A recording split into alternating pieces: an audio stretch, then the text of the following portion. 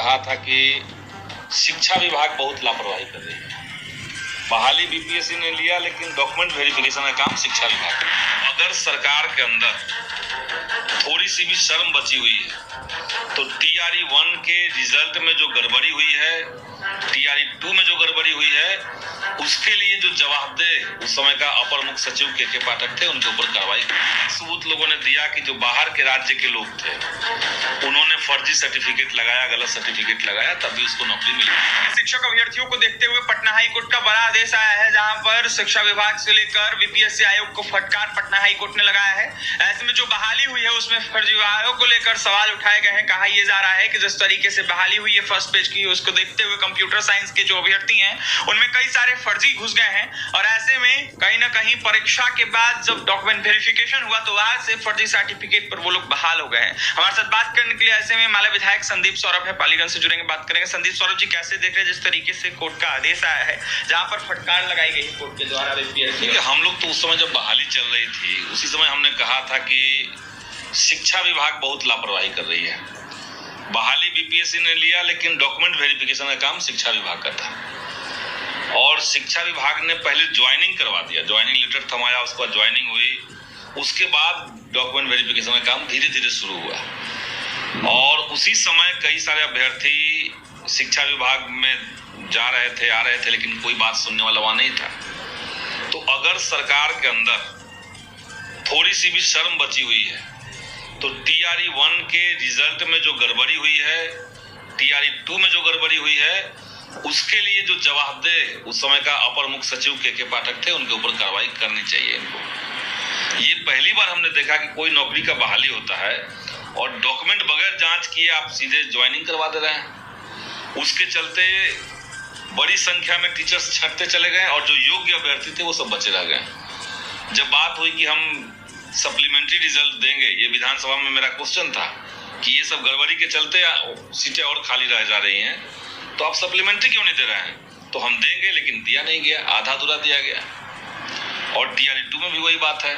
तो ये सरकार की भद्द जिसने पिटवाई, जिसके चलते सरकार के ऊपर लोग हंस रहे हैं, कोर्ट फटकार लगा रहा है, वैसे अधिकारी को जिम्मेदार ठहरा करके उसके ऊपर कार्रवाई अगर सरकार नहीं करेगी तो हम तो यही समझेंगे कि सरकार की मंशा में खोट है।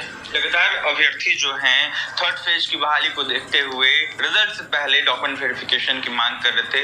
ऐसे में जो बिहार सरकार के मंत्री है, नेता हैं, जो शिक्षक निर्वाचन क्षेत्र से आने वाले हैं, से वो कह रहे हैं कि कोई डॉक्यूमेंट वेरिफिकेशन नहीं होगा पहले, वो तो बाद में ही। नहीं, पहले होना चाहिए, डॉक्यूमेंट वेरिफिकेशन पहले ही होना चाहिए ना, तभी तो आप सही तरीके से लोगों को लेंगे। अब देखिए, जो टीआरई 1 था उसमें खुला सबूत लोगों ने दिया कि जो बाहर के राज्य के लोग थे उन्होंने फर्जी सर्टिफिकेट लगाया, गलत सर्टिफिकेट लगाया, तभी उसको नौकरी मिल गई। और जो यहाँ के बच्चे थे वो बाहर रह गए। आरक्षित कोटा, क्योंकि बाहर के राज्य के लोग जो हैं वो जनरल कैटेगरी में आएंगे, अनरिजर्व में आएंगे, उनको आरक्षण नहीं मिलेगा, लेकिन आरक्षित सीटों पर भी उनकी बहाली हुई है और बड़े पैमाने पर, ये सब लोग देखे हैं। तो ये सब अगर डॉक्यूमेंट वेरिफिकेशन पहले से हुआ होता, डॉक्यूमेंट की जांच हुई होती पहले से, तो ये सब नहीं होता। अच्छा संदीप सौरभ जी, जिस तरीके से कहा गया है कोर्ट के द्वारा, जो पूछा गया है बीपीएससी आयोग से, साथ ही शिक्षा विभाग से, अगर वो लोग सक्षम नहीं होते हैं तो क्या बहाली रद्द हो जाएगी? और भी कई सारे अनेकों सब्जेक्ट से बहाली रद्द हमारे ख्याल से नहीं होगी। उसमें सघन जांच करके सबको निकालिए जो गलत सर्टिफिकेट जमा किए हैं, और सही तरीके से जो सीटें हैं उसको तुरंत भरिए। और टीआरई 1 के लिए सप्लीमेंट्री रिजल्ट की बात हम अभी भी कह रहे हैं, टीआरई 2 के लिए भी कह रहे हैं। जो लोग जेन्युइन हैं, जिन्होंने अच्छा एग्जाम में किया लेकिन 1 नंबर से 2 नंबर से या डेट ऑफ बर्थ के चलते जो बाहर रह गए, उन लोगों को मौका दीजिए, यही होना चाहिए। अब जाकर टीआरई 3 को लेकर बहाली होने वाली है, रिजल्ट कुछ ही दिनों में आना है, तो इसको लेकर क्या कुछ चाहेंगे संदीप सौरभ? हम तो चाहें कि एक कैंडिडेट को एक ही रिजल्ट पे फाइनल किया जाए, मल्टीपल रिजल्ट मत दीजिए एक कैंडिडेट के। दूसरा, हम चाहेंगे कि डॉक्यूमेंट वेरिफिकेशन पहले कीजिए, ज्वाइनिंग से पहले। और तीसरी बात है कि सबको पारदर्शी बना दीजिए। आपने कितनी सीटें ली हैं, कितना अनाउंस किया है, कितना किस कैटेगरी में गया है, इसको पारदर्शिता बना के मेंटेन रखिए। ये अपारदर्शी होता है, जैसे ही लगता है कि चीजें अंदर अंदर चल रही हैं, इसका मतलब कि गड़बड़ी चल रही है, इसका मतलब कि धांधली हो रहा है, इसका मतलब कि सिलेक्शन में आरक्षण का प्रक्रिया का पालन नहीं किया जा रहा है। तो ये सभी चीजों को सरकार को ध्यान में रखना चाहिए। की भी मांग करेंगे निश्चित तौर से डोमिसाइल के लिए तो हम लोग शुरुआत से ही कह रहे हैं, जब बाकी सारे पड़ोसी राज्यों में डोमिसाइल लागू है तो बिहार में भी डोमिसाइल होना चाहिए। आप 100% मत कीजिए, 85% सीटें रिजर्व कर दीजिए बिहार के लिए, 15% जनरल कर दीजिए, वहां पे सब लोग रहेंगे, बिहार के भी बाहर के भी।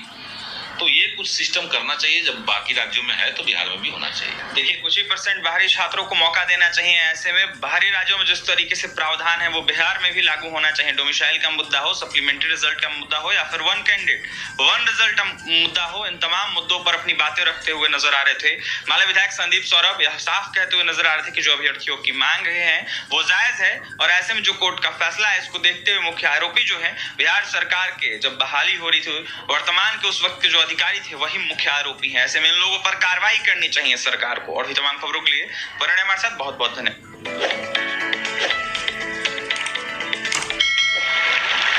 तो दोस्तों, आप लोगों ने स्पष्ट रूप से सुना, ये थे पालेगंज के विधायक संदीप सौरभ। क्या कुछ बातें उन्होंने कही, स्पष्ट रूप से सारी बातों पर उन्होंने चर्चा किया और जो है तमाम बातें रखी उन्होंने।